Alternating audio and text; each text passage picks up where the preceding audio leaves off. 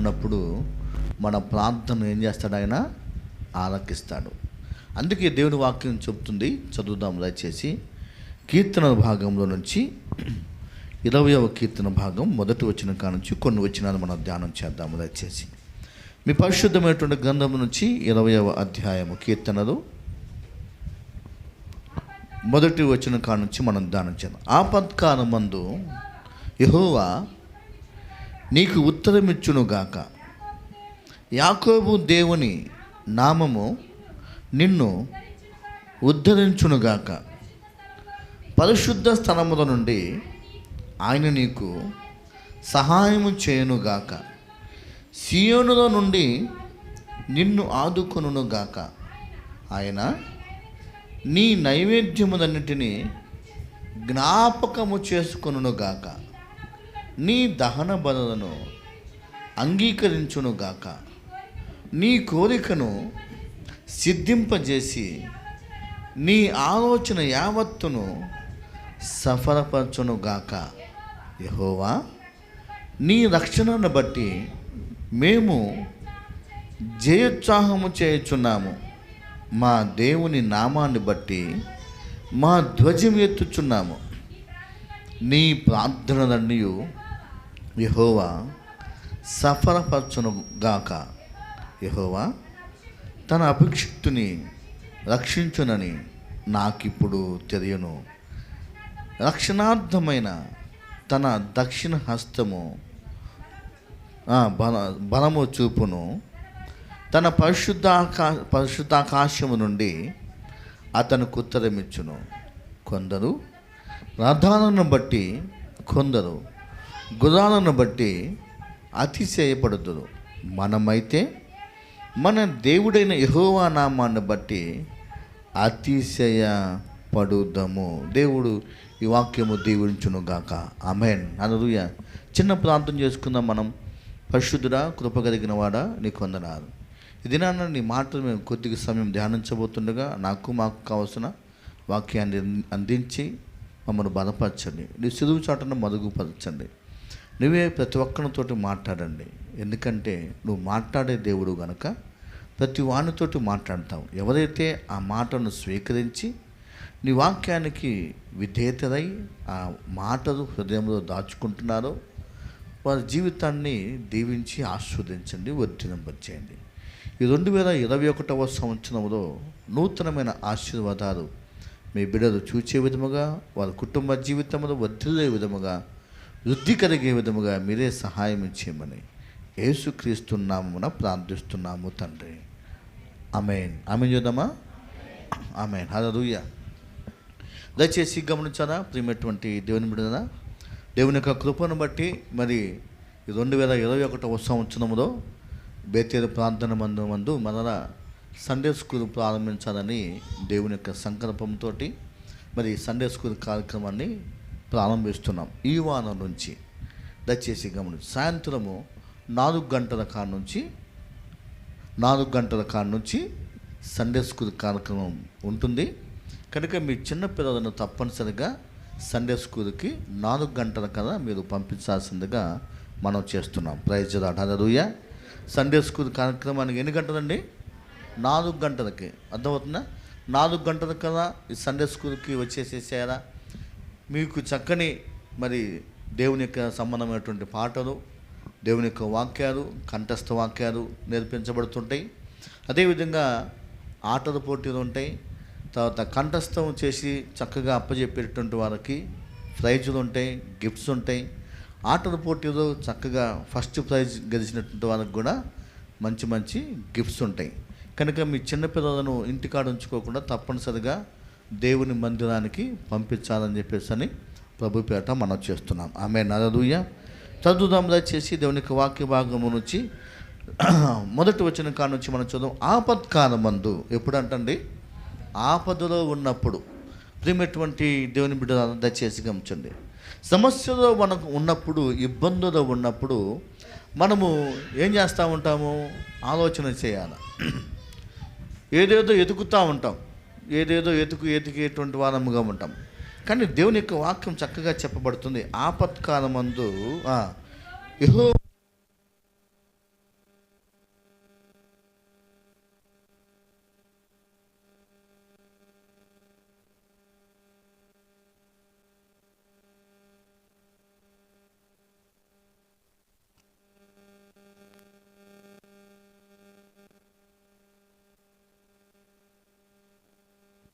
ఉత్తరాన్ని ఇస్తాడు. ఏం చేస్తాడంట? లెటర్ ఇస్తాడు, లెటర్ పంపించేస్తాడు. నీ సమస్యను బట్టి నీకేం కావాలి ఆ సమాధానాన్ని దేవుడు ఏం చేస్తాడంటే పంపించేటువంటి వాడుగా ఉంటాడు. ఆ ఉత్తరం మనం అందుకోవాలా, ఆ లెటర్ మనం అందుకోవాలా. కొంతమందికి లెటర్ అందుకోదు, ఎందుకంటే వాళ్ళకి సరైనటువంటి అడ్రస్ ఉండదు కనుక అది పోస్ట్ మ్యాన్ ఏం చేస్తాడంటే మొత్తం ఎతికి కూడా ఏం చేస్తాడు? పక్కన పడేసి చేస్తాడు.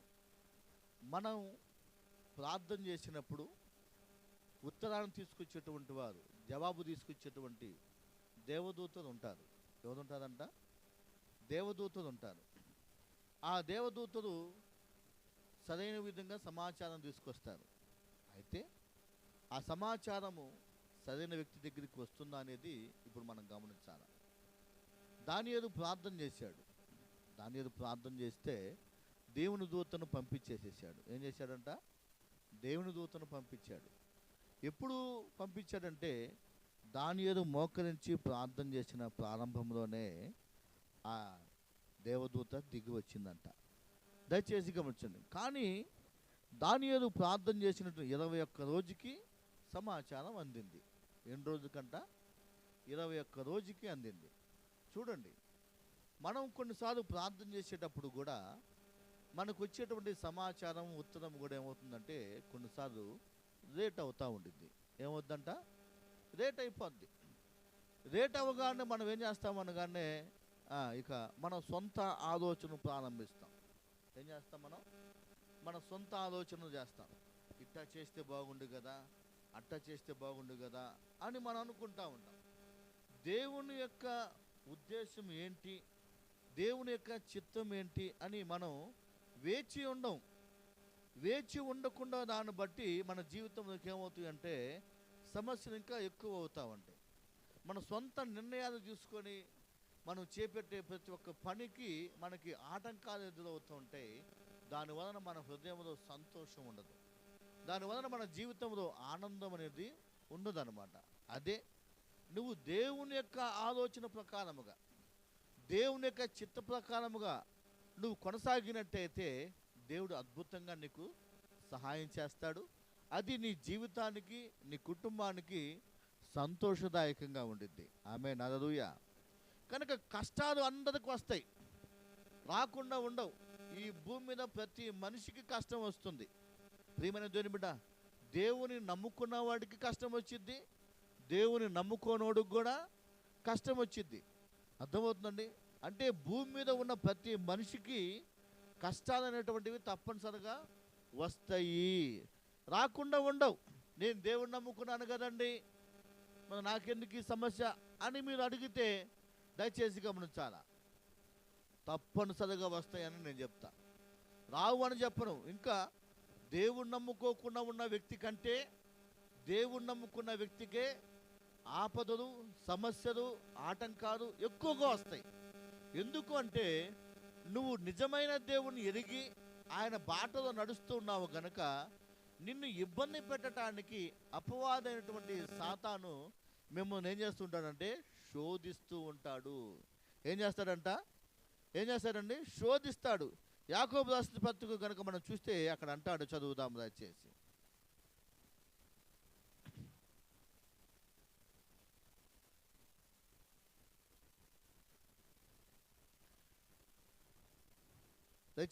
యాకోబు రాసిన పత్రిక కనుక మనం చూస్తే అక్కడ అంటాడు, 1వ అధ్యాయము 12వ వచనం మనం చదువుదాము దయచేసి. ఏమన్నాడు? శోధన సహించువాడు, ప్రియమైనటువంటి దేవుని బిడ్డ దయచేసి గమనించాలి. ఏమంటున్నాడంట? శోధన సహించేవాడు ధన్యుడు. ఎవరు? ధన్యుడు, ధన్యుడు, ధన్యుడు. ప్రియమైనటువంటి దేవుని బిడ్డ, మనకు వచ్చేటువంటి శోధనలను మనం ఏం చేయాలంట? సహించాలా. శోధన రాకుండా మాత్రం ఏమి కూడా ఉండదు. తప్పనిసరిగా మనకి ఏమొస్తుందంట? శోధన వస్తుంది. ఏం చేస్తుందంట? శోధన వస్తుంది. ఇంకా పేతురు అంటాడు, చదువుదాం. పేతురు, 1 పేతురు రాసిన పత్రిక 4వ అధ్యాయము 12వ వచనం మనం చదువుదాము దయచేసి. 4వ అధ్యాయము 1 పేతురు రాసిన పత్రిక 4వ అధ్యాయం 12వ వచనం. ప్రియులారా, మిమ్మును శోధించుటకు మీకు కలుగుచున్న ఏంటంటండి, అగ్ని వంటి మహాశ్రమలను గూర్చి మీకు ఏదో ఒక వింత సంభవించినట్లు ఆశ్చర్యపడకుడి. క్రీస్తు మహిమ బయలుపరచబడినప్పుడు మీరు మహానందముతో సంతోషించు నిమిత్తము క్రీస్తు శ్రమలలో మీరు పాలువారయ్యుండగా. ఆమేన్, హల్లెలూయా. ఏ దాంట్లో మనం పాలువవుతున్నామంట? శ్రమలలో మనం పాలువారం అవుతున్నాం. ఏ శ్రమలు అంటే క్రీస్తు యొక్క శ్రమలు, ఆపదలు.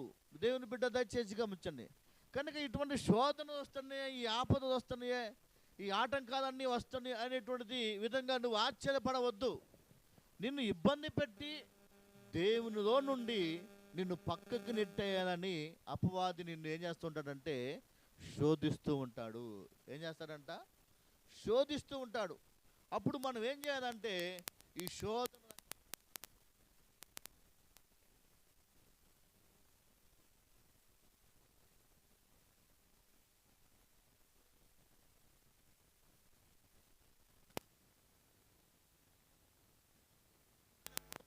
చెప్తుంది, మీరు ధన్యుడు. ఎవరంట? మనం ధన్యకరంగా ఉన్నాము. హల్లెలూయా. ఇంకా అన్నాడు, యాకోబు అన్నాడు, చదువుదాము దయచేసి. ధన్యుడు అతడు శోధనకు నిలిచిన వాడై ప్రభు తను ప్రేమించు వానికి వాగ్దానము చేసిన జీవ కిరీటము. ఏ కిరీటం అంట? దేవుని బిడ్డ దయచేసి గమనించు. శోధన సహించిన తర్వాత నీకేమొస్తుందంటే జీవ కిరీటం వస్తుందంట. ఆమేన్, హల్లెలూయా. ఏమొస్తుందంట? జీవ కిరీటము. కొంతమంది ఈ శోధనకు తట్టుకోలేదు. దయచేసి శోధనకు ఏమైపోతారంటే పడిపోతారు. వారి జీవితంలో శోధనలో నిలబడలేదు. ప్రియా దేవుని బిడ్డ దయచేసి గమనించు. నువ్వు సహించాలా అని యేసయ్య కోరుకుంటున్నాడు. నువ్వు జయించాలని దేవుడు కోరుకుంటున్నాడు. ఎందుకంటే దేవుడు నీకు ఒక కిరీటాన్ని ఇవ్వటానికి ఇష్టపడుతున్నాడు. ఆ కిరీటం ఏంటంటే జీవ కిరీటము. ఆమేన్. ఏ కిరీటం అంట? జీవ కిరీటము. ఆ కిరీటాన్ని ఇవ్వటానికి నీకు ఇష్టపడుతున్నప్పుడు నువ్వు లేకపోతే జారిపోతున్నావా, పడిపోతున్నావా? దయచేసి గమనించు. నువ్వు పడిపోవాల్సిన పనిలా. ఎందుకంటే నీ పక్షంగా దేవుడు ఉన్నాడు. నీ సమస్యలో, నీ ఆపదలో, నీ కష్టంలో నువ్వు ప్రార్థన చేస్తే ఆయన నీకు ఏం చేస్తాడంటే జవాబిస్తాడు. హల్లెలూయా. నిన్ను ధైర్యపరుస్తాడు, నిన్ను బలపరుస్తాడు. ఆయన శ్రమల గుండా వెళ్ళాడు. ఆయన యేసు ప్రభు ఎట్టకు వెళ్ళాడంట? శ్రమల గుండా వెళ్ళాడు. అన్నిటినీ సహించి వెళ్ళాడు. నేను జయించాను అన్నాడు. ఆమేన్, హల్లెలూయా. కనుక ప్రియ దేవుని బిడ్డ, నువ్వు కూడా జయించాలని దేవుడు కోరుకుంటున్నాడు. జీవితంలో ఉండాలా. ప్రకటన గ్రంథంలో అంటాడు, ఒక మాట అంటాడు, చదువుదాం. జయించువానికి అంటాడు. ప్రియ దేవుని బిడ్డ, ప్రకటన గ్రంథంలో ఆ మాట అంటాడు. చదువుదాము వచ్చేసి 2వ అధ్యాయము ప్రకటన గ్రంథంలో కనుక మనం చూస్తే, ప్రకటన గ్రంథము 2వ అధ్యాయము 10వ వచనము చదువును. 10వ వచనము.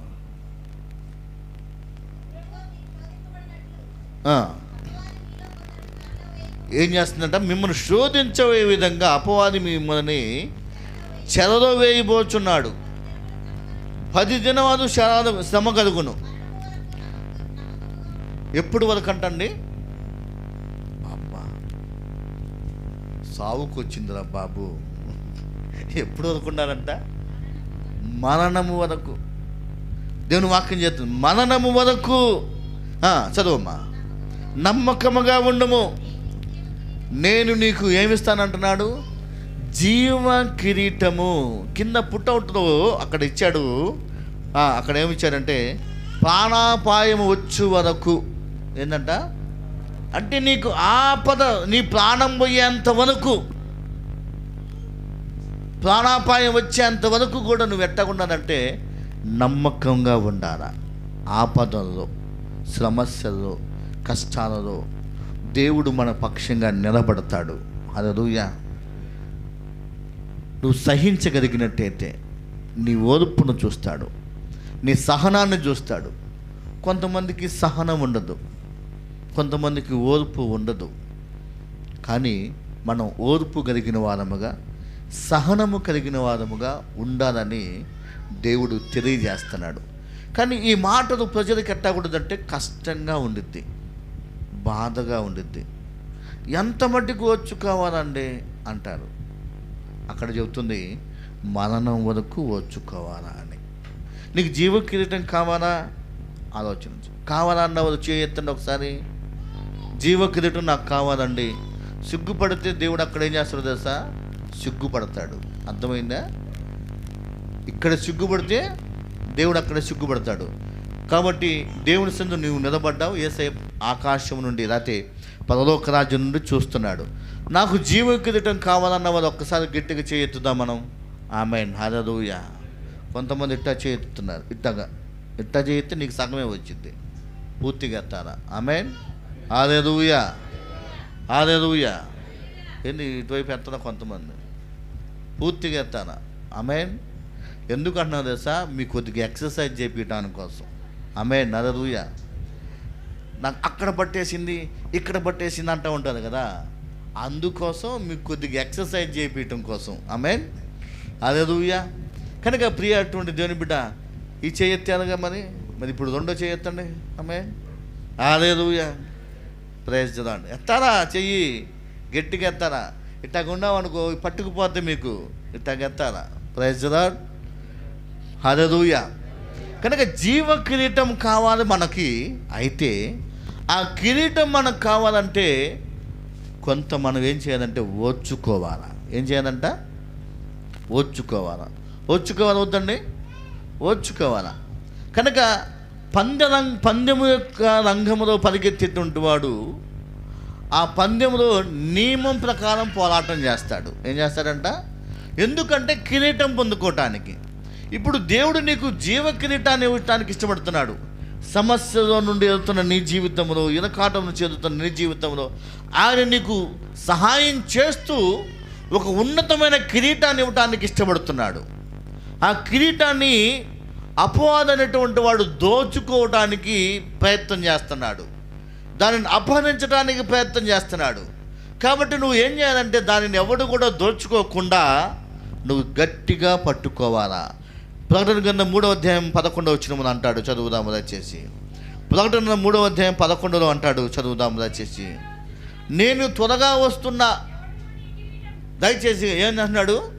నేను త్వరగా వస్తున్నా అన్నాడు. ఎవరు చెప్పారు ఈ మాట? యేసయ్య చెప్పాడు. ఆమేన్, హల్లెలూయా. నేను చెప్పరా? ఇదిగో నేను త్వరగా వస్తున్నానంటే నువ్వు వస్తే నాకేంట అంటావు. అర్థమైందా? అంతే కదా. నేను వచ్చాను అనుకో, నా వల్ల నీకు ఉపయోగం ఏముంటుంది? ఉండిద్దా? ఏముండదు. అర్థమైందా? ఇంకా పైపెచ్చుగా నేను రాగానే మీకు కాఫీ పెట్టారా, టీ పెట్టారా, చాకులు ఎక్కువ. మరి అదే యేసయ్య వచ్చాడు అనుకో, ఆమేన్, హల్లెలూయా, అది గొప్ప దీవెన, ఆశీర్వాదం. అవునా కదా? అంటున్నాడు, ఇదిగో నేను త్వరగా వస్తున్నా. దేవుడు చెప్తున్నాడు, ఆయన త్వరగా వస్తున్నాడు. ఆయన ఎట్టకు వస్తున్నాడంట? రాజుగా వస్తున్నాడు. రాజుగా వస్తున్నాడు. ఆమేన్, హల్లెలూయా. ఎట్టకు వస్తున్నాడంట? రాజుగా వస్తున్నాడు. రాజుగా వస్తున్నాడు. కనుక ఆయనను మనం ఎదుర్కోవాలి. దేవుని వాక్యం చెప్తుంది, ఇదిగో నేను త్వరగా వస్తున్నాను. ఎవడు నీ కిరీటాన్ని ఏం అంటున్నాడు? అపహరింపకుండా నీకు కలిగిన దానిని ఎట్టబట్టుకోవాలా? అది ఆమె గట్టిగా పట్టుకోవాలా. ఒకవేళ కనుక నువ్వు పట్టుకోకుండా గట్టిగా పట్టుకోకుండా ఇట్లా పట్టుకున్నావు అనుకో, వాడు ఏం చేస్తాడు? తన్నుకొని వెళ్ళిపోతాడు. ఏం చేస్తాడంట? నీ కిరీటాన్ని తన్నుకొని వెళ్ళిపోతాడు. కనుక నీ కిరీటము జాగ్రత్త. ఆమేన్. నీ కిరీటం ఎవడో దోచుకొని పోతాడేమో. ప్రియమైనటువంటి దేవుని బిడ్డ, దయచేసి గమనించి ఆలోచన చేయి. కిరీటము అవసరమైనటువంటి వాళ్ళు దేవునికి దూరంగా జీవిస్తూ ఉంటారు. ఎందుకంటే పైకి మాత్రం దేవునితో ఉన్నట్టుగానే ఉంటారు కానీ వాళ్ళు, కానీ దేవునికి మాత్రం దూరంగా జీవిస్తారు. ప్రియ దేవుని బిడ్డ, దయచేసి గమని, మనుషులకు కనబడవలనని మీ భక్తి చేయొద్దు, మరి దేవునికి కనబడాలని మీరు భక్తి చేయాలంటాడు. కనుక మనుషుడికి కనబడాలని మనం భక్తి చేసామనుకో, మనకి ఏమి కూడా లభించదు, బూడిద తప్పితే. కానీ దేవునికి కనబడాలని కనుక మన భక్తి చేస్తే దేవుని యొక్క అద్భుతమైన ఆశీర్వాదం మన జీవితంలో ఉంటుంది. హల్లెలూయా. కనుక ఇప్పుడు వద్దాం, జీవ కిరీటాన్ని దేవుడు మనకి ఇవ్వడానికి ఇష్టపడుతున్నాడు. అయితే ఇక్కడ మనం చూద్దాము దయచేసి. యాకోబు దేవుని నామము నిన్ను ఉద్ధరించునుగాక. ఏంటంట?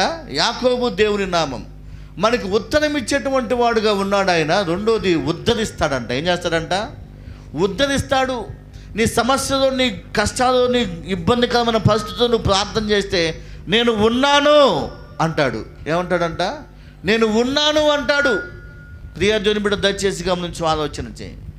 మోషేతో చెప్పాడు, నేను ఉన్నవాడను అనువాడను అని చెప్పేసి అన్నాడు. ప్రియదేవుని బిడ్డ, మోషే సమస్యలో ఉన్నాడు, ఇబ్బందులో ఉన్నాడు. వెనక వైపు ఫరో సైన్యం తరుముతుంది, ముందు వైపేమో ఎర్ర సముద్రం ఉంది. దాటిపోవడానికి కష్టంగా ఉంది. ఇశ్రాయేలు సైన్య సమూహము, దయచేసి గమనించి, ఇశ్రాయేలు మొత్తము కూడా ఎంతోమంది సమూహముగా ఉన్నారు. అందరూ కూడా దేవుని బిడ్డలు అందరూ మోషేని ఏమంటున్నారు? తిడుతున్నారు. మోషే, ఇందుకోసమా మమ్మల్ని తీసుకొచ్చావు? ఈ సమస్యలు ఎదకాటంతో మమ్మల్ని బాధ పెట్టడానిక? వెనక వైపు ఐగుప్తు నుంచి వస్తున్నారు, ముందు వైపు ఎర్ర సముద్రం ఉంది, అక్కడ సమాధులు ఇవ్వని ఇక్కడ చంపడానికి తీసుకొచ్చామని మోషే మీద నిందలు వేయటం ప్రారంభించేశారు. ఆలోచన చేయి. సమస్య వచ్చినప్పుడు సహజంగా ఏం చేయాలా? మోషే, వెనక వైపు నుంచి వాళ్ళు వస్తున్నారు, ముందు సముద్రం ఉంది, కనుక మనం దేవుని ప్రార్థన చేద్దాం. దేవుడే కదా నమ్మని చెప్పింది, దేవుని ప్రార్థన చేద్దాం అని ప్రార్థన చేయాలా? ఆమేన్. ఏం చేయాలండి? ప్రార్థన.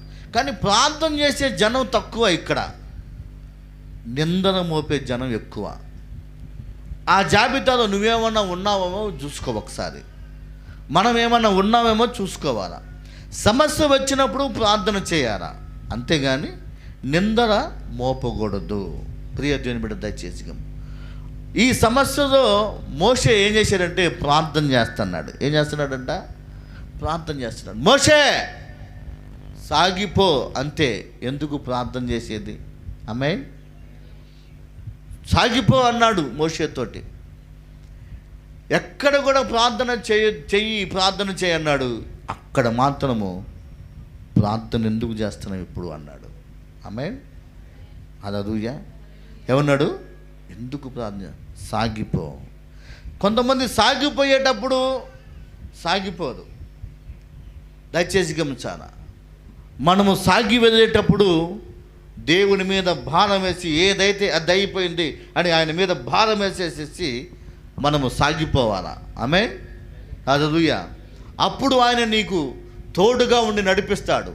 మోషే అన్నాడు సాగిపో అన్నాడు, అంతే. మోషే కర్ర తీసుకున్నాడు, ఎమ్మటే ఆ నదిని ఏం చేశాడు? ఇట్టాగా కొట్టేసేసాడు, అంతే. రెండు పాయన అయిపోయింది. సమస్య అంతా కూడా ఏమైపోయిందంట? పటాపంచనం అయిపోయింది. హల్లెలూయా. ఇది నీకు సమస్య ఉంది, ఆటంకం ఉందనుకున్నప్పుడు నువ్వు నిందన మోపటం కాదు. దేవుడు ఏం చేశాడు మాకు? ఆయన ఏం చేశాడు? నిజంగా దేవుడు ఉంటే మాకు ఇంత ఇబ్బందిగా అయ్యిద్దా? ఇంత కష్టం వచ్చిద్దా? ఇట్లా జరిగిద్దా నాకు? నీ సొంత ఆలోచనతో మనం చేసుకొని దేవుని మీద నింద మోపితే ఆలోచన చేయి. ఇబ్బంది వచ్చినప్పుడు మనం ఏం చేయాలంటే ప్రార్థన చేయాలా. ఆమేన్.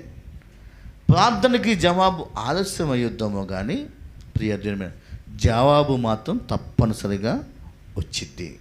హల్లెలూయా. ఏమొచ్చిందంట? జవాబు తప్పనిసరిగా వచ్చింది. ఆయన నీకు సహాయం చేసేటువంటి వాడుగా ఉన్నాడు. రెండవది నిన్ను ఉద్ధరించేటువంటి వాడుగా ఉన్నాడు. హల్లెలూయా. ఉద్ధరించేవాడు పోవయ్యా అంటాం కొన్నిసార్లు మనం. అర్థమైందండి?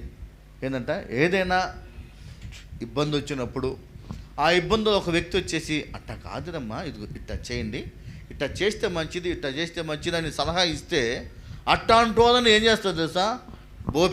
పెద్దగా ఉద్ధరించేవారు, పో మేము చూసుకుంటాం అంటారు. ప్రియ దేవుని బిడ్డ దయచేసి గమనించిన ఆలోచన చేయండి. ఇక్కడ దేవుడు ఉద్ధరిస్తాడంట. ఎవరు దేవుడు అంటే యాకోబు యొక్క దేవుడు. ఆమేన్. హల్లెలూయా. అక్కడ అదే ఉందా? అంతే ఉందా? చదువుదాం దయచేసి. యాకోబు యొక్క దేవుని నామము. ఏ నామం అంటే ఇది? ఆమేన్. హల్లెలూయా. అబ్రహాము యొక్క దేవుని నామము. ఇస్సాకు యొక్క దేవుని నామము, యాకోబు యొక్క దేవుని నామము. ఆయన అబ్రహాము దేవుడు, ఇస్సాకు దేవుడు, యాకోబు దేవుడు అనిపించుకోవడానికి సిగ్గుపడరా ప్రియదేవుడు. ఎందుకంటే వారు దేవునికి ఇష్టమైన జీవితము జీవించారు, దేవునికి అనుకూలంగా జీవించారు. ఇప్పుడు మరి నీ దేవుడుగా అనిపించుకోవటానికి ఆయన ఇష్టపడుతున్నాడా లేదా అనేది నువ్వు ఆలోచన చేయాలా. యాకోబు దేవుని నామం పక్కన నీ నామాన్ని పెట్టుకో, నీ పేరు పెట్టుకో. అంత పిలవబడటానికి దేవుడు ఇష్టంగా ఉన్నాడా లేదా అని ఆలోచన చెయ్యి. ఎందుకోసం అంటే యాకోబు దేవుని యొక్కకి ఇష్టమైనటువంటి వాడుగా జీవించాడు గనక. హల్లెలూయా. వాస్తవంగా యాకోబు అంటే ఎవరు? ఆయన మోసగాడు. ఎవరండి? మోసగాడు. మోసగాడు పక్షంగా ఉంటుంది. అవును, మోసగాడే. కానీ ఆ మోసం మొత్తము కూడా దేవుని దగ్గర ఏం చేశాడు? ఒప్పుకున్నాడు, విడిచిపెట్టేసేసాడు. హల్లెలూయా. ఏం చేశాడంట? ఒప్పుకున్నాడు, విడిచిపెట్టేశాడు. కొంతమంది ఒప్పుకుంటారు కానీ విడిచిపెట్టరు. ఏం చేయదంట? ఒప్పుకుంటారు కానీ విడిచిపెట్టరు. ప్రియదేవుని, విడిచిపెడితే నీ జీవితంలో మనలా కనబడకూడదు అది. ఆమేన్. హల్లెలూయా. అర్థమవుతుందని నేను చెప్పేటువంటి భాష. విడిచిపెట్టేస్తే నీ జీవితంలో అటువంటిది దేవునికి వ్యతిరేకమైన క్రియ కనబడకూడదు. యాకోబు విడిచిపెట్టేసిన తర్వాత యాకోబు జీవితం మరి ఎన్నడూ కూడా దేవునికి వ్యతిరేకమైనటువంటి క్రియ కనబడదా. ఆయన దేవునికి ఇష్టమైనటువంటి వాడుగా ముసలివాడై చనిపోయేంత వరకు కూడా దేవుని సంతోషపెట్టే వ్యక్తిగా జీవించాడు. కనుక దేవుని నామము, నేను యాకోబు యొక్క దేవుడిని అనిపించుకోవడానికి ఇష్టపడలేదు అన్నాడు. ఆ నామము నిన్ను ఏం చేస్తుందంటే ఉద్ధరిస్తుంది అన్నాడు. ఇంకా అన్నాడు, పరిశుద్ధ స్థలంలో నుండి ఆయన నీకు ఏం చేస్తాడంట? సహాయం. ఎక్కడి నుండి? పరిశుద్ధమైన స్థలంలో నుండి. దేవుని బిడ్డ దయచేసి గమనించు. దేవుని యొక్క రాజ్యము పరిశుద్ధమైనది, పరలోక పట్టణము. అక్కడ నుండి మనకేం చేస్తాడంట? సహాయము. హల్లెలూయా. నీకు సహాయము లభిస్తుంది. దేవుని వాక్యం చెబుతుంది, ఆయన తలుపు తీయగా దానిని మూసేవాడు ఎవడు కూడా లేడు. ఆయన మూయగా దానిని తెరిచేవాడు ఎవడు కూడా ఉండడు. నీకు కావాల్సినటువంటి దాని విషయంలో ఆయన గనక దేవుని రాజ్యంలో గనక ఒక తలుపును గనక తీస్తే దానిని మూసేవాడికి ఎవడు కూడా ఉండడు. హల్లెలూయా. నీకు కావలసిన ప్రతి సహాయం అక్కడ నుండి వస్తుంది. నీకు కావలసిన ప్రతి ఈవి అక్కడ నుండి వస్తుంది. ప్రియమైన దేవుని బిడ్డ, ఇది నన్ను ఆలోచన చేయి. ఏ సహాయము కావాలా నీకు? ఏ విషయంలో నీకు సహాయం కావాలా? వాస్తవంగా ఆయన సహాయం కోసం ఆలోచన చేస్తున్నావా, లేకపోతే మనుషుని యొక్క సహాయం కోసం మనం చూస్తున్నామా? మనుషుల సహాయం కోసం ఎదురు చూస్తే ప్రయోజనం ఉండదు. దేవుని సహాయం కోసం మనం వేచి ఉండాలా. హల్లెలూయా. ఆ సహాయం చాలా ఉన్నతమైనది, ఆ సహాయం చాలా గొప్పది. దానిని పొందుకున్నవాడు ఉన్నతమైనటువంటి శిఖరానికి ఎగురుతాడు. హల్లెలూయా. కనుక ఆయన పరిశుద్ధమైనటువంటి ఆ పట్టణంలో నుండి, లేకపోతే ఆ స్థలంలో నుండి ఆయన మనకి సహాయం చేసేటువంటి వాడుగా ఉంటాడంట. ఆమేన్. హల్లెలూయా. గట్టిగా చేద్దాం. హల్లెలూయా. హల్లెలూయా. ఒక్కసారి గట్టిగా చేద్దాం. హల్లెలూయా. ఇశ్రాయేలు జనాంగం అంతా కూడా మిద్యానీయులు వచ్చేసేసి ఇబ్బంది పెట్టేసేస్తున్నారు. తినటానికి తిండి లేదు వాళ్ళకి. చాలా కష్టమైన పరిస్థితి అయిపోయింది. ఉన్నటువంటి పొలం మొత్తం కూడా వారు పంటను మొత్తం కూడా స్వాధీనం చేసేసుకున్నారు. అటువైపు వస్తే చంపేస్తారనే పరిస్థితి అయిపోయింది. ఇక ఇళ్ళలో ఉండి బయటికి రావటం ఇశ్రాయేలు ఆకలేస్తూ ఉంది. ఏం చేయాలో అర్థం కాక గిద్యోను అనేటువంటి వ్యక్తి ఎవ్వరికి తెలియకుండా చాటుగా వచ్చేసి ఒక గానుగు చాటున ఉండి గోధుమలను ఏం చేస్తున్నాడంట? దొల్లగొట్టుకుంటా ఉన్నాడంట. దయచేసి గమనించు. అటువంటి సమయంలో దేవుని సహాయం పరలోక రాజ్యం నుండి దిగి వచ్చింది. చప్పుడు కూడా గట్టిగా ఒకసారి ఆమేన్. దేవుని సహాయం వచ్చింది. వచ్చి గిద్యోనుతో అంటుంది, పరాక్రమం కలిగిన బలాఢ్యుడా. ఆమేన్. ఏమంటుంది? నిజంగా పరాక్రమం కలిగిన వాడైతే ఏం చేయాలి? మొత్తాన్ని కూడా ఏం చేయాలా? నాశనం చేయాలా? శత్రు సమూహాన్ని మొత్తం నాశనం చేయాలా? కానీ వీళ్ళు భయపడిపోతున్నారు. ఏం చేస్తున్నారంట?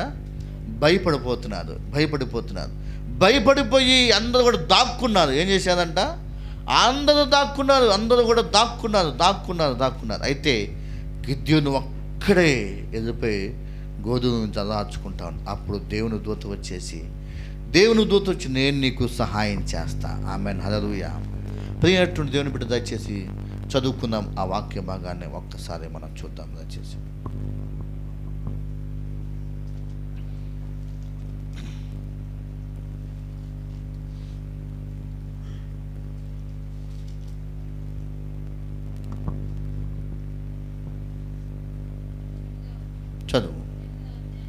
చదువు.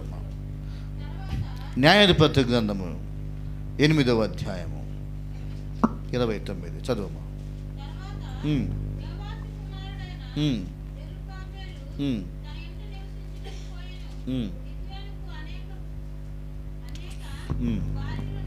సో అది ఒక్క నిమిషం.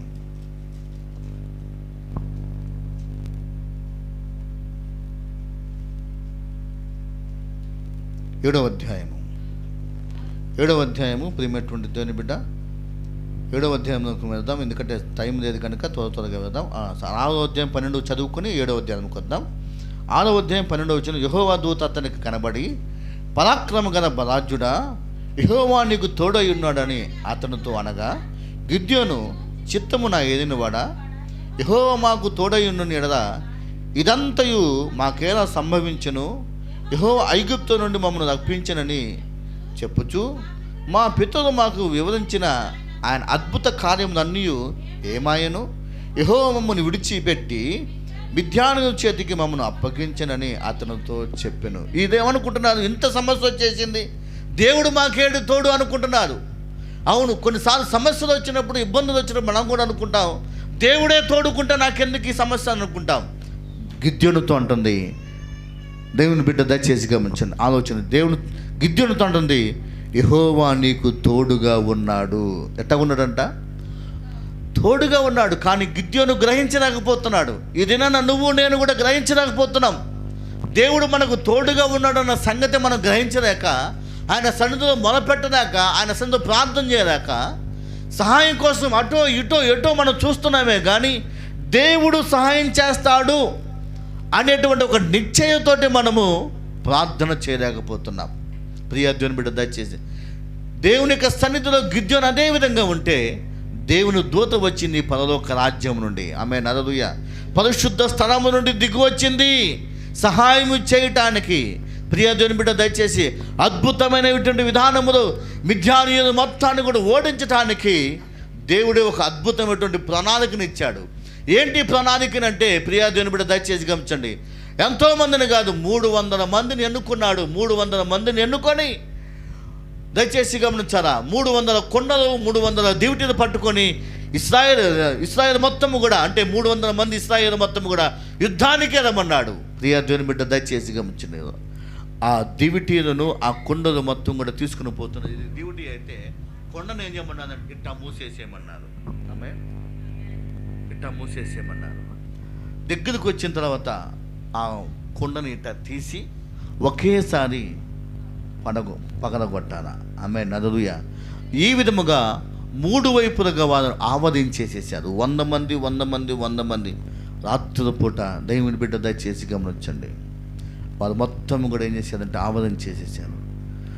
గిద్యోను ఎప్పుడైతే బాకానాదం ఊదుతాడో అప్పుడు ఈ కొండ దాచిపెట్టి ఈ అగ్ని దివిటీకి కనబడకుండా ఉన్నటువంటి ఆ కొండను తీసి ఒకేసారి పగలగొట్టాలని చెప్పేసి అన్నాడు. దగ్గరకు వచ్చేసిన తర్వాత అందరూ కూడా ఒకేసారి సిద్ధంగా ఉన్నారు. ఆ బాకానాదం ఊదగానే కొండను తీసి పట్టా అని పగలగొట్టేసి ఒకేసారి పగలగొట్టగానే ఒక పెద్ద శబ్దము ఆ రాత్రి పూట వాళ్ళకి కనబడింది. ఆ దివిటి దిట్ట పట్టుకోగానే ఒక పెద్ద సమూహంలాగా కనబడింది. 3 వైపులా ఆవరించినటువంటి సమూహంలాగా కనబడేసరికి శత్రు సమూహం మొత్తం కూడా ఏమైపోయారంటే పారిపోయారు. చచ్చాన బ్రతుకని అనుకుంటా మొత్తం కూడా పారిపోయారు. ప్రియజన్ బిడ్డ దయచేసి గమనించు, సహాయము నీకు అద్భుతంగా లభిస్తుంది. ఆయన ఆలోచన విధానాన్ని దేవుడు నీకు ఇస్తాడు. పరిశుద్ధ స్థలంలో నుంచి నీకు సహాయం వస్తుంది. హల్లెలూయా. ఎవరు వచ్చారు ఆయనకి సహాయం చేయడానికి? దేవుని దూతే దిగి వచ్చేసేసింది. ఇదే నాన్న నీకు కూడా దేవుడు సహాయం చేయడానికి ఇష్టపడుతున్నాడు. పరిశుద్ధమైన గ్రంథంలో రక్షణ పొందుకోవడానికి సిద్ధంగా ఉన్నటువంటి కొర్నేలి జీవితంలో కూడా ఆయన ఎన్నో దానాలు ఎన్నో కార్యక్రమాలు చేస్తే అతడు ఇంకా రక్షించబడకుండా ఉన్నటువంటి స్థితిని బట్టి అతడు రక్షించబడాలనేటువంటి ఉద్దేశంతో దేవుడు దేవదూతను పంపించాడు సహాయం కోసం. ఆమేన్. హల్లెలూయా. ప్రియ దేవుని, ఈ దినాన్ని నీకు ఏ సహాయము కావాలా? అయితే ఆ సహాయం విషయంలో నువ్వు మొదపెట్టాలా, ప్రార్థన చేయాలా, నమ్మకముగా ఉండాలా. కొంతమంది మోసం చేస్తూ ఉంటారు. ఏం చేస్తుంటారు? మోసం చేసేటువంటి వారిని దేవుడు అస్సలు సహించడంట. ఏం చేయడంట? సహించడు అసలుకి.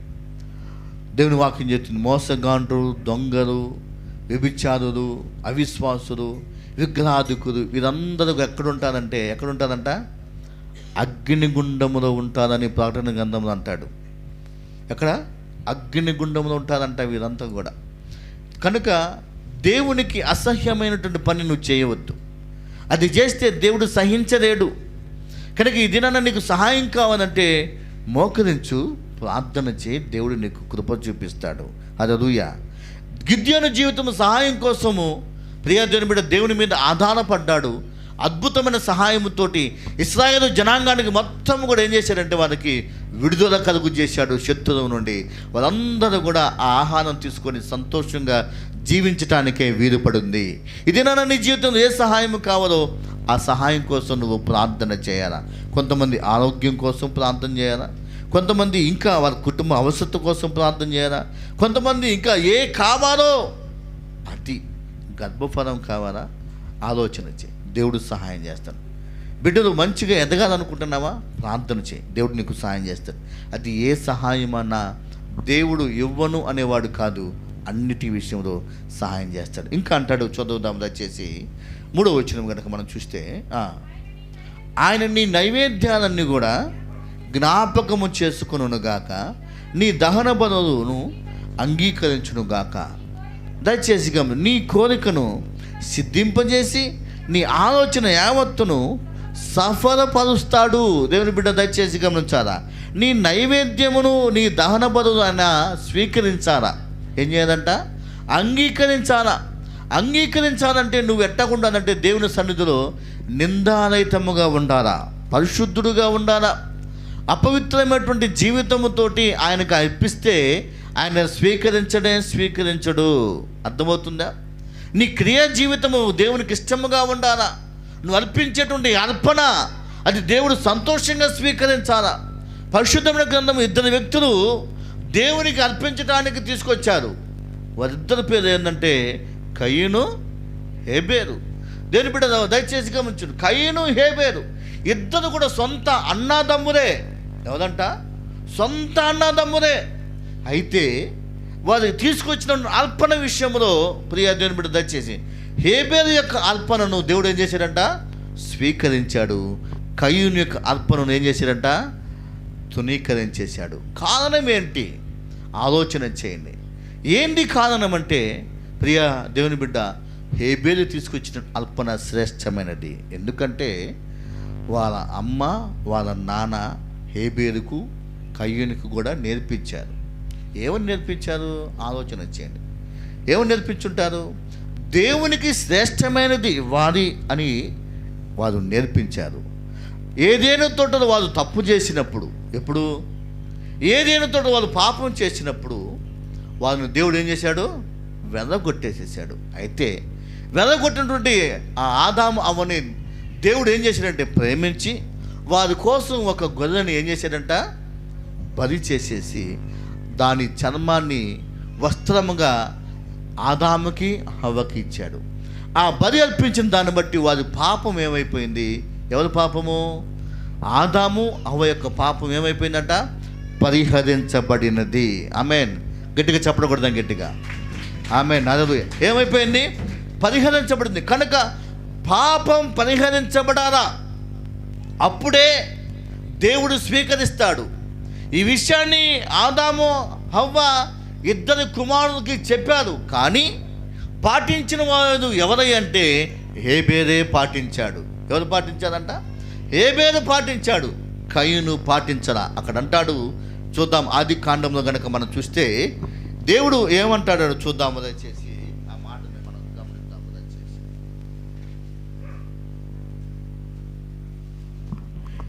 ఆది కాండము 4వ అధ్యాయము 4వ వచనం కాను చూద్దాం. హేబేరు కూడా తన మందలో తొలచూదిన పుట్టిన వాటిలో కొవ్విన వాటిని కొన్ని తెచ్చెను. ఎన్ని తెచ్చాడంటండి? కొన్ని. ఆమేన్, హల్లెలూయా. కొన్ని. ఆమేన్. అర్థమైందండి? ఒకటి తేడా, దేవునికి అర్పణ ఇవ్వటానికి కొన్ని తెచ్చాడు. చదువుదాం దయచేసి. యెహోవా హేబేరును అతని అర్పణను, ఆమేన్, గట్టిగా స్తోత్రం చేద్దాం ఒకసారి. హల్లెలూయా. ఏం చేశాడంట? రక్ష పెట్టాడు. అంటే తెచ్చినటువంటి కొన్నింటిని ఏం చేశాడు? ఇప్పుడు బలి అర్పణ చేసేసాడు. ఏం చేశాడంట? బలి అర్పణ చేశాడు. సొలొమోను రాజు దేవునికి కొన్ని వేల మరి పశువులని ఆయన ఏం చేస్తాడంటే బలి అర్పణ చేస్తాడు. ఏం చేస్తాడంట? బలి అర్పణ చేస్తాడు. దానికి దేవుడు ఏం చేశాడు తెలుసా? మెచ్చుకున్నాడంట, సంతోషించాడంట, అక్కడ నుంచి దిగి వచ్చాడంట. దేవుని బిడ్డ దయచేసి గమనించండి. ఎక్కడి నుంచి? పరలోక రాజ్యం నుండి దిగి వచ్చేసాడంట. హేబేరు సొలొమోను అర్పించినటువంటి ఈ యొక్క అర్పణను దయచేసి గమనించండి, స్వీకరించడానికి దేవుడే పరలోక రాజ్యం నుంచి దిగి వచ్చేసేసాడు. హల్లెలూయా. ఎంత అద్భుతమైన విషయమో చూడండి. అదే విధంగా హేబేరు కూడా అర్పించాడు కొన్నిటిని. ఆ అర్పణను దేవుడు ఏం చేశాడంట? అంగీకరించాడంట. చదువుదాము దయచేసి. హేబేరు అతని అర్పణను లక్ష్య పెట్టాను, కయీను అతని అర్పణను ఆయన లక్ష్య పెట్టలేదు. కయీను ఏం తెచ్చాడు? కయీను ఏం తెచ్చాడంటే భూమిలో పడినటువంటి పంటను తీసుకొచ్చాడు. అర్థమైందా? ఏం తీసుకొచ్చాడంట? భూమిలో పడినటువంటి కాకరకాయలు, కేకరకాయలు, దోసకాయలు, ఏంటి దోసకాయలు, ఇంకేంటి పొట్టకాయలు, తర్వాత గోధుమలు, ఇటువంటి కొన్నింటిని తీసుకొని వచ్చేసేసాడు. కొన్ని తీసుకొచ్చేది కయీను, కొన్ని తీసుకొచ్చాడుగా. హేబేరు కొన్ని తెచ్చాడుగా, మనం కూడా కొన్ని తీసుకొని పోదామని చెప్పేసి ఆయన కూడా కొన్ని తీసుకొని పోయాడు. ఏంటా కొన్ని అంటే దోసకాయ, కేకరకాయ, బీరకాయ, బెండకాయ, అర్థమవుతుందా, గోధుమలు, ఇట్లాంటి అన్నీ కూడా తీసుకొని పోయి దేవునికి ఏం చేశాడంట? అర్పించాడు. దేవుడు ఏం చేశాడు? దానిని లక్ష్య పెట్టాల. ఎందుకని ఏమండి? కారణం ఏంటి? హేబేరు ఇచ్చింది తీసుకున్నాడు కదా, మరి కయీను ఇచ్చింది కూడా తీసుకోవాలిగా. ఆలోచన వచ్చాయి. ఇద్దరు వ్యక్తులు నా దగ్గరకు వచ్చారు. ఒక వ్యక్తి కానుక పెడుతున్నాడు, తీసుకున్నా. ఇంకొక వ్యక్తి కానుక పెడుతున్నప్పుడు తీసుకోకపోతే ఇతను ఏమనుకుంటాడు? ఫీల్ అవుతాడా? ఫీల్ అవుతాడు. అదేవిధంగా ఇప్పుడు కయీను తీసుకొచ్చిన దాన్ని దేవుడు అన్నాడు వద్దు అన్నాడు. కారణం ఏంటి చెప్పాలా? ఏంటి చెప్పండి? భూమి శపించబడినది. అర్థమైందా? దేవుడు ఏం చేశాడు? భూమిని శపించాడు. చదువుదాము దయచేసి, మీకు ఇంకా బాగా అర్థం అవటానికి ఆ విషయాన్ని కూడా చదువుదాము దయచేసి. 3వ అధ్యాయం 17వ వచనం చదువుదాము దయచేసి.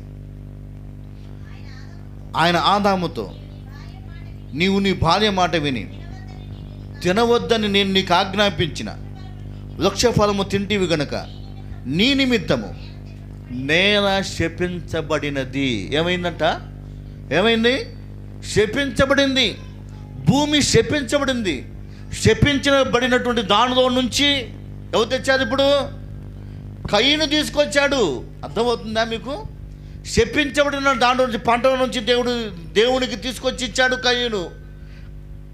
శపించబడింది దేవుడు స్వీకరిస్తాడా? అంగీకరిస్తాడా? లేదు. నేల శపించబడింది. కానీ దాన్ని ఏం చేయాలంటే దానిని తీసుకొని వచ్చేసి హేబేరుకి ఇచ్చి, హేబేరు ఇదిగో నువ్వు తీసుకో, దేవునికి నేను అర్పణ ఇవ్వాలా కనుక ఇవిని తీసుకొని నాకు గొర్రె పిల్లని ఇయ్యి అని చెప్పేసి అని బొద్దులు తీసుకోవాలా కయీను. కానీ బొద్దు తీసుకోకుండా వాడేంది, వాడి దగ్గర నేను తీసుకునేది ఏంది అనేటువంటి ఉద్దేశంతో కయ్యూను ఏం చేశాడంటే శపించబడి దాన్ని తీసుకొచ్చి దేవునికి ఇచ్చాడు. అందుకు దేవుడు అంగీకరించరా. అక్కడ అన్నాడు, చదువుదాము దయచేసి 6వ వచనంలో, యెహోవా కయీనుతో, 4వ అధ్యాయం 6వ వచనం, యెహోవా కయీనుతో నీకు కోపమేనా, ముఖము చిన్నపించుకున్నావెందుకు? అది సంగతి. కొంతమంది కోపం వచ్చింది, మంచి మాట చెప్తే కోపం వచ్చింది, ప్రార్థనకు ఎగ్గొడతారు. దేవుని బిడ్డ దయచేసి గమనించు, ఆలోచన చేయి. మంచి మాటలు చెబితే అర్థం కాదు, అదే తీయని మాటలు, వాళ్ళకి ఇంపుగా ఉండేటువంటి మాటలు చెబితే అబ్బో సంతోషం. బైబిల్ గ్రంథం చెబుతుంది, వాళ్ళకి తీయగా ఉండేటువంటి మాటలు చెప్పటానికి అటువంటి వాళ్ళని ఏర్పాటు చేసుకుంటారంట. తిమోతి తీతులు అంటాడు, ఏమిటంట, ఏ మాటలంట అవి? దురద చెవులు. దయచేసి గమనించండి. వాళ్ళకు అనుకూలంగా ఉండేటువంటి నాయకులను, సేవకులను వాళ్ళు ఏర్పాటు చేసుకుంటారంట.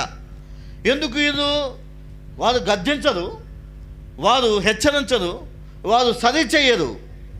వాళ్ళకు కావాల్సింది ఏంటి అంటే వాళ్ళ దగ్గర ఉంటుంది డబ్బు, వాళ్ళ దగ్గర ఉంటుంది సంపద, వాళ్ళ దగ్గర ఉంటుంది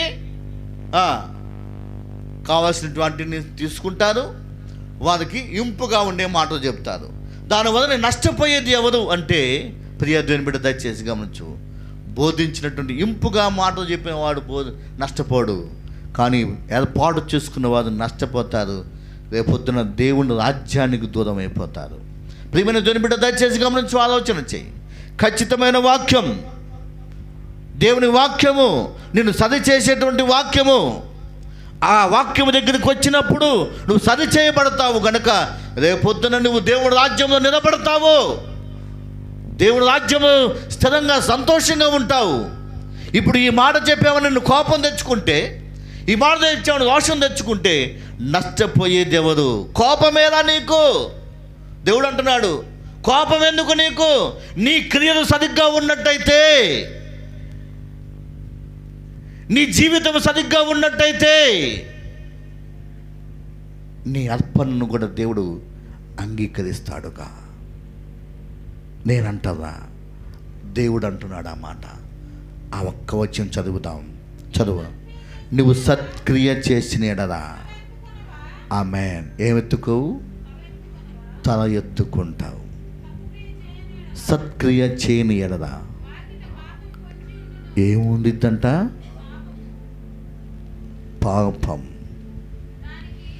పాపం పాములాగా కాసుకొని ఉండిద్ది. జాగ్రత్త సుమ, నీ మాటే నీ కుటుంబానికి నాశనం తీసుకొస్తుంది.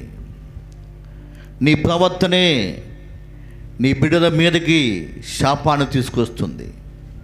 నీ కుటుంబము క్షేమంగా ఉండకుండా, నీ కుటుంబం ఆశీర్వాదంలోనికి రాకుండా చేసేదే నీ ప్రవర్తన. కయ్యూను జీవితంలో ఎంత ఘోరమైన స్థితిలో ఉండిపోయాడో తెలుసా? అది మన జీవితానికి రాకూడదు. కనుక ప్రియాజోని బిడ్డ దయచేసి గమనించు, ఆలోచన చేసి, ఇది నా వాక్యం నీ జీవితంలో నీ క్రియలు సరిగ్గా ఉన్నాయా? నీ ఆలోచన విధానం, నీ మాట తీరి, నీ నడవడి దేవుడు సంతోషిస్తున్నాడా? లేకపోతే పాపము ఎక్కడుందంట? వాకిట కాసుకొని ఉన్నది. ఎప్పుడు నిన్ను కాటేసిద్దో తెలియదు. దయచేసి గమనించు. నిన్ను కాటేయటమే కాదు, నీ కుటుంబాన్ని కూడా ఇబ్బంది పెట్టిద్ది. ఆలోచన చేయి. దేవుని వాక్యమున నీ జీవితమును సరి చేయబడు. దేవుడు అన్ని విషయాల్లో నీ దహన బలులను, నీ నైవేద్యమును స్వీకరించాలంటే నీవు సత్క్రియ చేయాలా? ఆమేన్. ఏం చేయాలంట? సత్క్రియ అంటే మంచి క్రియలు మనందరి జీవితంలో ఉండాలా? దేవుడి దినాన తెలియజేస్తున్నాడు. నువ్వు ఇచ్చేటువంటి అర్పణ అది ఏదైనా కానీ దేవుడు స్వీకరించాలంటే మొదటిగా నీ ప్రవర్తన, నీ జీవితం, నీ అలవాటులు, నీ మాట తీరి, నీ క్రియలు దేవుడు చూస్తాడు. ఆయన ఏది పడితే అది తీసుకోడు. నేను కానుక వేస్తున్నాను కదా అనుకోవచ్చు.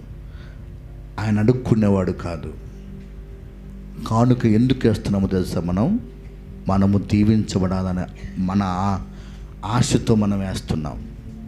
భూమిలో పంట విత్తనాలు వేస్తాం. భూమి కోసం వేయటదా? మన కోసం విత్తనాలు వేస్తున్నాం. విత్తనాలు వేసినప్పుడు అది ఫలిస్తుంది. ఏం చేస్తుందంట? ఫలిస్తుంది. కానీ భూమి తినదు ఎప్పుడు కూడా. భూమిలో విత్తిన తర్వాత అది నీ కోసం ఫలిస్తుంది. అంతేగాని భూమి కోసం నువ్వు విత్తనాలు వేయవు ఎప్పుడు కూడా. నువ్వు అనుభవించటానికి, నువ్వు పంట కోసుకోవటానికి భూమిలో విత్తనాలు వేస్తున్నావు. అదేవిధంగా నువ్వు ఇచ్చేటువంటి కానుక, నువ్వు ఇచ్చే అల్పన, నువ్వు ఇచ్చేటువంటిది ఏదైనా అది దేవుని కోసము ఇస్తున్నాను అనుకోబాక. నువ్వు ఆస్వాదించబడాలనే ఉద్దేశంతో ఇస్తున్నావు. కనుక అది స్వీకరించాలంటే, అది శ్రేష్టంగా నీ కుటుంబానికి దీవెనకరంగా ఉండాలంటే మన జీవితంలో కయ్యనుగా కాకుండా హేబేలుగా మన సత్క్రియలు దేవుణ్ణి సంతోషపెట్టే విధంగా ఉండాలని కోరుకుంటూ ఈ వాక్యం మన వినికిడిలో దేవుడు దీవించునుగాక. కథ మూసుకుందాం, ప్రార్థన చేసుకుందాం. ఒక్క నిమిషం మనస్ఫూర్తిగా ప్రార్థన చేయి. ప్రియ దేవుని బిడ్డ, ఈ దినాన మనస్ఫూర్తిగా ప్రార్థన చేయి. నీ క్రియలు దేవుడు చూస్తున్నాడయ్యా. నీ క్రియలు దేవుడు చూస్తున్నాడమ్మా. ప్రియ దేవుని బిడ్డ, ఒక్క నిమిషం మనస్ఫూర్తిగా దేవునికి ఇష్టమైనటువంటి నీ జీవితాన్ని, సంతోషకరమైనటువంటి నీ జీవితాన్ని ముందుకు తీసుకొని పోతావా? ఆలోచన చేయి. నీ నడవడి, నీ ప్రవర్తన విధానం ఏ విధంగా ఉన్నది? ఒక్క నిమిషం మనం హృదయాన్ని పరిశోధన చేసుకుందాం. ఆపదలో మొదపెడితే మనకు సహాయం చేస్తాడు. మనల్ని ఉద్ధరించేటువంటి వాడు ఆయనే. ఆయనకు వ్యతిరేకంగా ఉండి మనం ఏమీ చేయలేం. కనుక సరి చేసుకో. దేవుడిని సంతోషపెట్టే నీ జీవితంలో ఆయనను గణపరచు.